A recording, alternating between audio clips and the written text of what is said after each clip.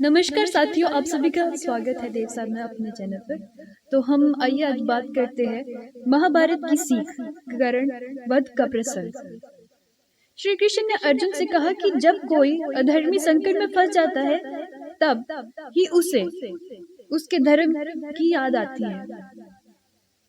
महाभारत के युद्ध में अर्जुन और कर्ण आमने सामने थे।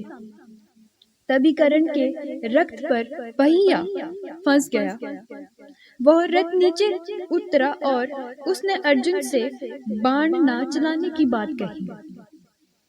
अधर्म करने वाले लोग को जब तक सुख में रहते हैं तब तक वे अधर्म की बातें नहीं करते हैं। उन्हें वही सही लगता है जो वे करते हैं। उन्हें वही लगता है जो वे करते हैं जो वो करते हैं। लेकिन जब ये लोग संकट में फंस जाते हैं तब इन्हें धर्म की याद नहीं आती। ये बात कर्ण वध के प्रसंग से समझकर हम आइए कैसे जानते हैं। महाभारत के युद्ध में एक दिन अर्जुन और कर्ण का आमना सामना हुआ। उसका युद्ध चल रहा था। तभी कर्ण का पहिया, रथ का पहिया धरती में धंस गया। जमीन में धंसने के बाद कर्ण रथ से उतरा और रथ का पहिया निकालने के लिए लगा। और उस समय अर्जुन ने अपना धनुष पर बाण चढ़ा रखा था। कर्ण ने अर्जुन से कहा कि एक निहत्थे योद्धा पर बाण नहीं चलाया जाता। कौरवों का काम है, कायरों का काम है। तुम जैसे योद्धा के ये काम शोभा नहीं देता है। पहले मुझे मेरे रथ का पहिया निकालने दो, इसके बाद तुम ये चाहे ये युद्ध मैं करूंगा। श्री कृष्ण अर्जुन के रथ के सारथी हैं। वे कर्ण की बातें सुनकर बोले कि जब कोई अधर्मी संकट में फंस जाता है तभी उसे अपना धर्म याद आते हैं। श्री कृष्ण ने कर्ण से कहा कि जब क्रीड़ा में कपट हो रहा था तब द्रौपदी का चीरहरण हो रहा था। तब किसी ने धर्म की बात नहीं की। वनवास के बाद पांडवों को उनका राज्य लौटना धर्म था, लेकिन ये नहीं किया गया। 16 साल के अकेले अभिमन्यु को उनके योद्धाओं ने घोर तरीके से मार डाला। ये भी अधर्म ही था।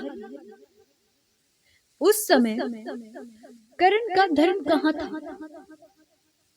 श्री कृष्ण की ये बात सुनकर कर्ण निराश हो गया। श्री कृष्ण ने अर्जुन से कहा कि तुम मत रुको और बाण चलाओ। कर्ण को अधर्म की बात कहने का अधिकार नहीं है।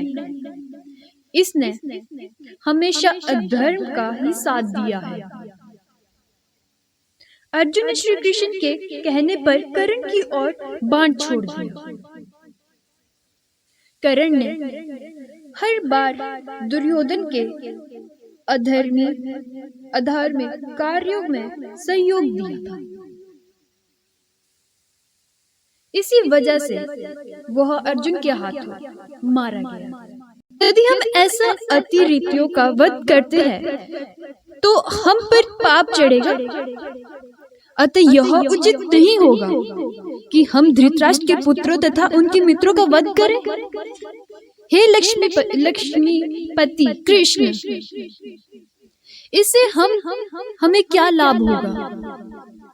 और आपने ही कुटुंबियों को मारकर हम किस प्रकार सुखी रह सकते हैं?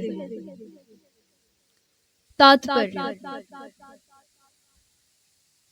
वैदिक अनुशासन आर्थियों 6 प्रकार होता है। 6 प्रकार का होता है।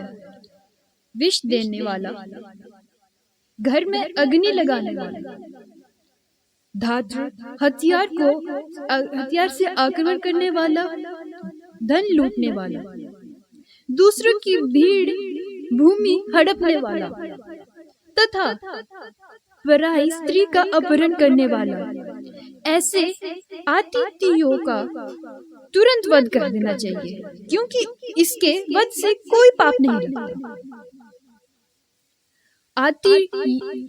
आतियों का इस तरह वध करना किसी सम्मान व्यक्ति को शोभा दे सकता है, किंतु अर्जुन कोई समान व्यक्ति नहीं है। वह साधु है, अतः वह उसके साथ शुद्ध व्यवहार करना चाहता है, किंतु इस प्रकार का व्यवहार शक्ति के लिए उपयुक्त नहीं है। यद्यपि राजा के प्रशासन के लिए उत्तराधिकारी व्यक्ति को साधु प्रकृति का होना चाहिए, किंतु उसके कार्य नहीं होने। उदाहरण, भक्त इतने साधु थे कि आज भी लोग राम राज्य में रहना चाहते हैं।